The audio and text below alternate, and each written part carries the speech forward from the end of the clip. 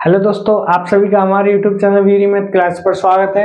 आज हमारा Indian polity का एक नया टॉपिक संघ एवं इसका क्षेत्र, यूनियन एंड इट्स टेरिटरी, इसको आज हम पढ़ेंगे। तो टॉपिक स्टार्ट करने से पहले आपसे एक रिक्वेस्ट करूंगा, अगर आप चैनल पर पहली बार आए हैं तो हमारे चैनल को सब्सक्राइब करें, बेल आइकन दबा दें, जिससे कि जो भी वीडियो आपको डालें उसका नोटिफिकेशन आपको मिल जाए। ठीक है, टॉपिक स्टार्ट करते हैं। संविधान के भाग 1 में अनुच्छेद 1 से लेकर 4 तक संघ एवं इसके क्षेत्रों की चर्चा की गई। अनुच्छेद 1 से लेकर 4 तक। तो अनुच्छेद 1 में क्या कहा गया है? अनुच्छेद 1 बोलता है, हमारा स्टार्टिंग करता है कि इंडिया यानी भारत राज्यों का समूह न होकर राज्यों का संघ होगा। राज्यों का समूह न होकर राज्यों का संघ होगा। इसका मतलब क्या है कि इंडिया यानी भारत, दो नाम दिए गए हमारे देश को, इंडिया भी दिया गया और भारत भी दिया गया। जब हमारे देश का संविधान निर्माण हो रहा था तो हमारे देश के नाम के ऊपर चर्चा हो रही थी। तो जो संविधान सभा के सदस्य थे, कुछ सदस्यों ने इंडिया नाम देने के लिए जोर दिया तथा कुछ सदस्यों ने भारत नाम देने के लिए अपना जोर दिया। तो बाद में दोनों की बातों को रोकने के लिए हमारे देश का नाम इंडिया यानी भारत दोनों नाम दिए गए। हमारे देश को इंडिया तथा भारत दोनों नाम दिए गए। आगे बोला गया कि ये राज्यों का समूह नहीं है बल्कि राज्यों का संघ है। राज्यों के समूह और राज्यों के संघ का मतलब क्या होता है? समूह का मतलब क्या होता है कि कुछ राज्य मिलकर हम किसी बड़े राज्य का निर्माण करें। कुछ राज्य मिलकर किसी बड़े राज्य का निर्माण करें, वो हो गया राज्यों का समूह। और राज्यों का संघ का मतलब क्या है? कोई बहुत बड़ा राज्य छोटे छोटे राज्यों में विभाजित किया जाए। किस लिए किया जाएगा? प्रशासन को आसान करने के लिए, क्योंकि एक बहुत बड़े भूभाग पर कोई एक ही सरकार कार्य करे, शासन करे, तो उसका प्रशासन करना थोड़ा मुश्किल रहेगा। तो उस बड़े भूभाग को प्रशासन को आसान करने के लिए छोटे छोटे भागों में विभाजित किया जाता है, छोटी छोटी इकाइयों में विभाजित किया जाता है। उसको क्या बोलते हैं? राज्यों का संघ। तो हमारा जो देश है वो बहुत से राज्यों से मिलकर नहीं बना, बल्कि हमारे देश को छोटे छोटे राज्यों में विभाजित किया गया है। छोटे छोटे राज्यों में विभाजित किया गया है, इसलिए हमारे देश का नाम क्या दिया गया? राज्यों का संघ। हमारे देश को क्या बोला गया? राज्यों का संघ। जबकि जो अमेरिका है वो राज्यों का संघ नहीं है, बल्कि उसको क्या बोलते हैं? संघीय राज्य। अमेरिका को क्या बोलते हैं? संघीय राज्य। मतलब अमेरिका राज्यों से मिलकर बना है, तो उसको क्या नाम दे दिया? संघीय राज्य। क्योंकि हमारा देश को राज्यों में विभाजित किया गया है, तो हमारे देश का नाम दे दिया राज्यों का संघ। इन दोनों में आप अंतर पता करना। अब हमारे देश को अलग अलग राज्यों में विभाजित किया गया है, तो इसकी 3 श्रेणियां बनाई गई। इसकी 3 श्रेणियां बनाई गई, 3 भाग बनाए गए। कैसे कैसे? पहली श्रेणी बना गई राज्यों का क्षेत्र। पहली श्रेणी बनाई गई राज्यों का क्षेत्र। राज्यों का क्षेत्र से मतलब आज के समय के जो हमारे राज्य हैं। आज हमारे देश में कितने राज्य हैं? 28। कितने राज्य हमारे देश में आज के समय में? 28। तो उनको क्या बोलते हैं? राज्यों का क्षेत्र। एक दूसरा आ गया संघ क्षेत्र। कितने? संघ शासित प्रदेश, यूनियन टेरिटरी। तो उनको क्या नाम देते हैं? संघ क्षेत्र। वो आज के समय में कितने? 8। आज हमारे देश की यूनियन टेरिटरी कितनी? 8। और स्टेट कितनी? 28। और एक तीसरा क्षेत्र नाम दिया गया है अधिग्रहित क्षेत्र। अधिग्रहित क्षेत्र में ऐसे क्षेत्र हैं जो कभी भी भारत में शामिल किए जा सकते हैं। जो कभी भी भारत में शामिल किए जा सकते हैं, उनको नाम दिया जाएगा अधिग्रहित क्षेत्र। ठीक है, अब ये हमारा अनुच्छेद 1 हुआ। अनुच्छेद 1 में और तो नहीं है। इसके बाद अनुच्छेद 2 पढ़ते हैं। ठीक है, अनुच्छेद 1 में इतना ही है।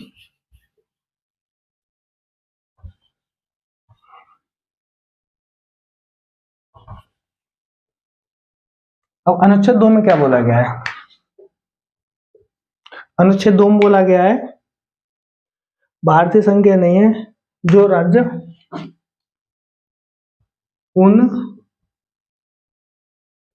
राज्यों को जो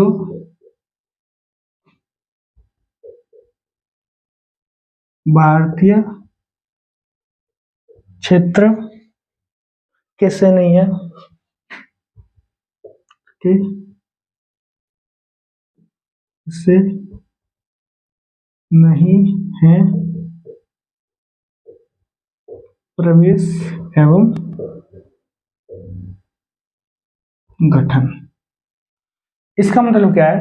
अनुच्छेद 2 में बोला गया कि ऐसे क्षेत्र जो भारतीय क्षेत्र के हिस्से नहीं है उनको भारत में प्रवेश करना, पहले उनका प्रवेश किया जाएगा उसके बाद उनका गठन होगा। जैसे कि आपने पढ़ा होगा जब हमारा देश आजाद हुआ था तो हमारे देखो जैसे कि दमन द्वीप था, गोवा था, दादर नगर हवेली थी, सिक्किम था, ये हमारे देश के हिस्से नहीं थे। तो अनुच्छेद में जो व्यवस्था की गई उसी व्यवस्था के तहत इनको भारत में शामिल किया गया। अनुच्छेद 2 में जो व्यवस्था की गई थी उसी व्यवस्था के आधार पर इनको भारत में शामिल किया गया। ठीक है, पहले क्या था कि जैसे भारत के हिस्से नहीं थे तो इसमें दो चीजें, एक तो उनका प्रवेश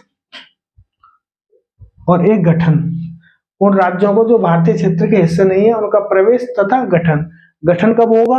पहले उनका प्रवेश हो जाएगा, पहले उनका प्रवेश होगा उसके बाद गठन होगा। तो इसमें ये बात याद रखना, अनुच्छेद 2 में दो बातें कहेंगे। पहली बात क्या गई है कि भारतीय क्षेत्र से अलग के क्षेत्रों को, दूसरे क्षेत्रों को भारत में पहले प्रवेश किया जाएगा फिर उनका गठन होगा। राज्यों में या संघ शासित प्रदेशों में जैसे भी उनका गठन किया जाए उनका गठन होगा। ठीक है, ये हो गया हमारा अनुच्छेद 2। अनुच्छेद 2 और अनुच्छेद 3 में आप अंतर समझ लेना। अनुच्छेद 3 में क्या है? अनुच्छेद 3 की भाषा है भारतीय संघ के राज्यों का पुनर्सीमन। भारतीय संघ के राज्यों का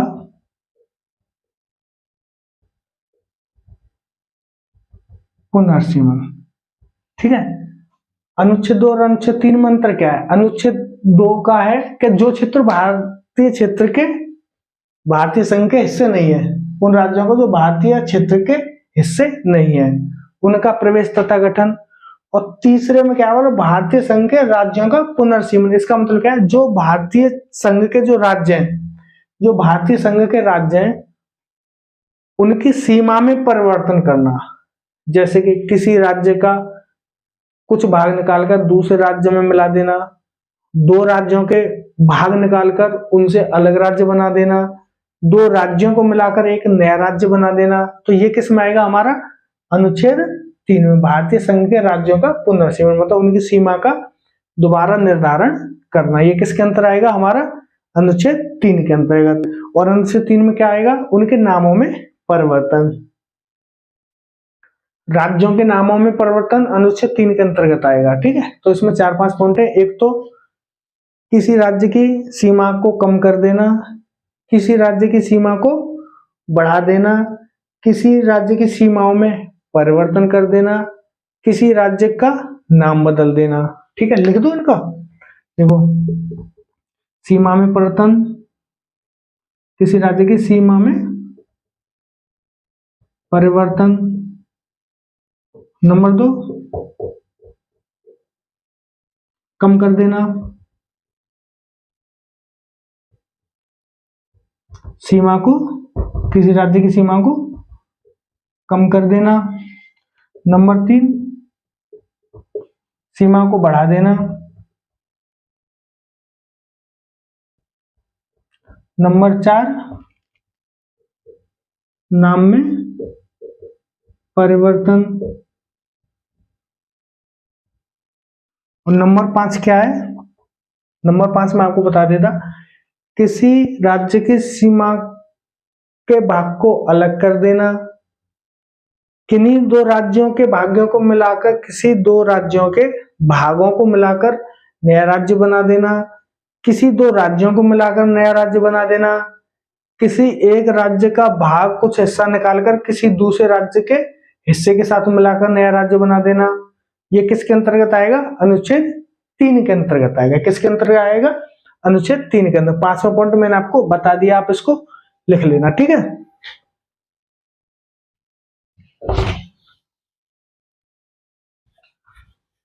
ये हमारे अनुच्छेद 1, अनुच्छेद 2, अनुच्छेद 3 हो गए। अब इसका एक अनुच्छेद और बचा, भाग 1 का, अनुच्छेद 4।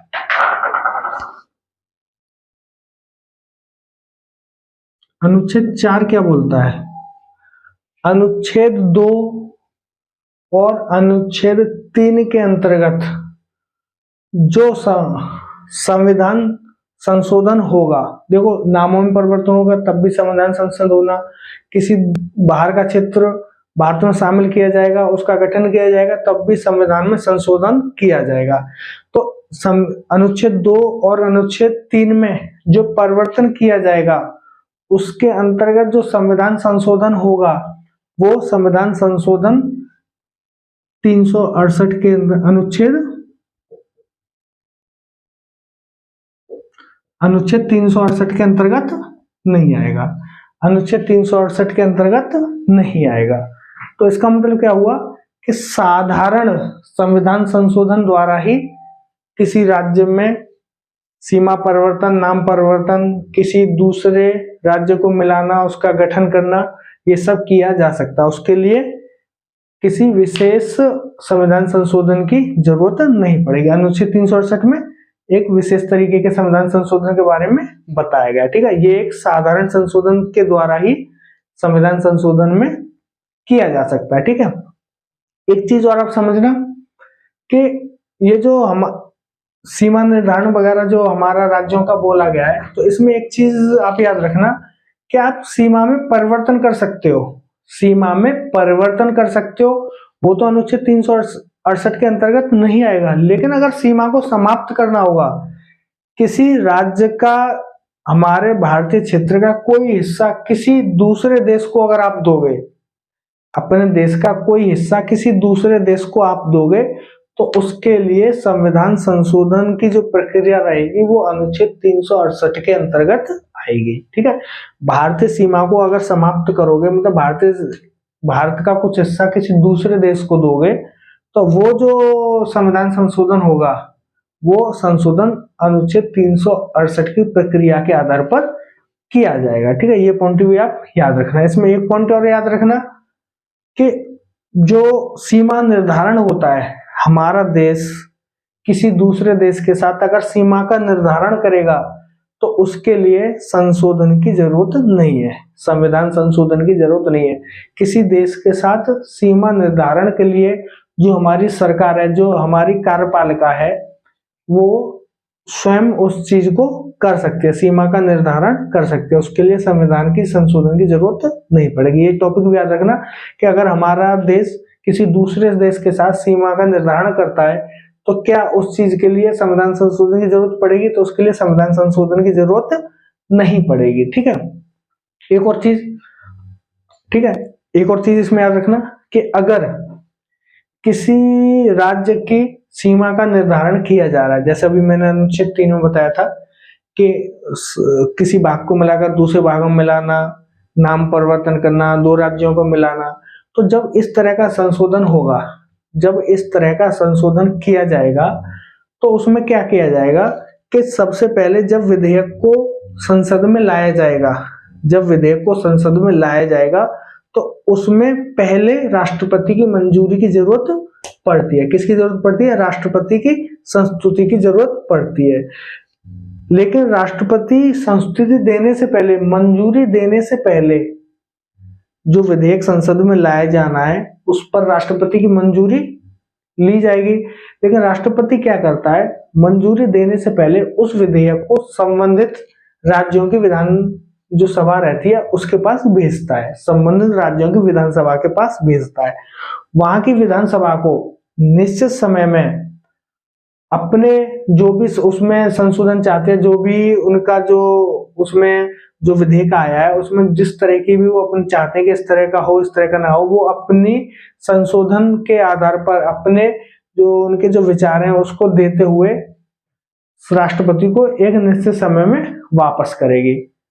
और जो राष्ट्रपति होता है वो विधानसभा की बात को मानने के लिए जरूरी नहीं होता कि राष्ट्रपति विधानसभा में जो संशोधन में परिवर्तन किया गया है उनकी उस बात को माने। ठीक है, समझे आप। जिस राज्य की सीमा का निर्धारण हो रहा है, परिसीमन हो रहा है, अनुच्छेद 3 में क्या बोला गया, परिसीमन। तो परिसीमन के लिए जो विधेयक लोकसभा में लाया जाएगा, राज्यसभा में लाया जाएगा, वो राष्ट्रपति की संस्तुति के बाद ही लाएगा। राष्ट्रपति अपनी मंजूरी देने से पहले उस विधेयक को संबंधित राज्य की विधानसभा में भेजेगा और उस विधानसभा को निश्चित समय में उस विधेयक को राष्ट्रपति के पास भेजना होगा। और राष्ट्रपति उस विधानसभा में उस विधेयक में जो परिवर्तन चाहती है उनकी उस बात को मानने के लिए बाध्य नहीं होगा। ये इसके संविधान संशोधन की प्रक्रिया है। ठीक है, और आज के वीडियो में इतना ही। एक चीज और बता दे आपको, एक हमारा इसमें आया था, एक तो हो गया भारत का क्षेत्र, एक पॉइंट और आता है एग्जाम में, भारत का क्षेत्र और संघ क्षेत्र। दूसरा क्या है हमारा, भारत का संघ।